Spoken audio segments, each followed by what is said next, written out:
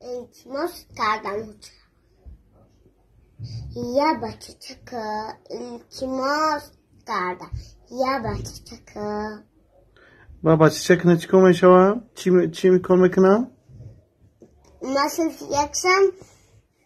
اون بچه چه میشوه و ما میگیریم همون سورای دادم ما دکشم خرم میگیرم میکنم میگم نه دادم یکم بسم الله الرحمن الرحیم میگو نه از یادت میتیم نه خواهر نجبشنه دادم نجبشنه قرآن نجم نه بعد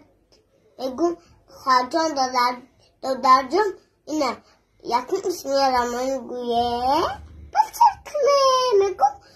نزیشم خیلی دونا میزنم پس تکر میگم هیچ همسوی نایفهم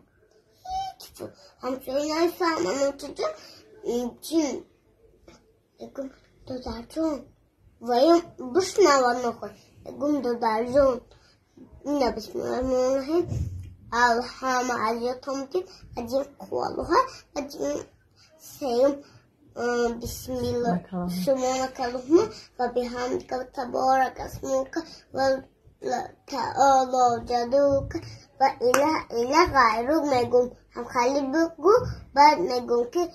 الحمدلله رب العالمین الرحمن الرحیم مالک یوم الدین ایاک نعبد وإياك نستعين اهدنا الصراط المستقيم صراط الذين أنعمت عليهم غير المغضوب عليهم ولا الضالين میگم یکم تکرار میگم بسم الله الرحمن الرحیم میگم بعد دادرجان یا میتونم که خواهرجان پس آروم میگم آروم همسوی من خیلی میگم نه میگم یا پم باشه چی دبرون من زیقشم تم خونه میشینم آروم تپش زیاد میشینم خیلی میشینم دادرم میگم خیلی بشینم میگمش یکم میگم بسم الله الرحمن الرحیم بعد سوره رسول چکه او چه میگیره ثواب مرا ثواب میشه مرا دوزخ نمیبره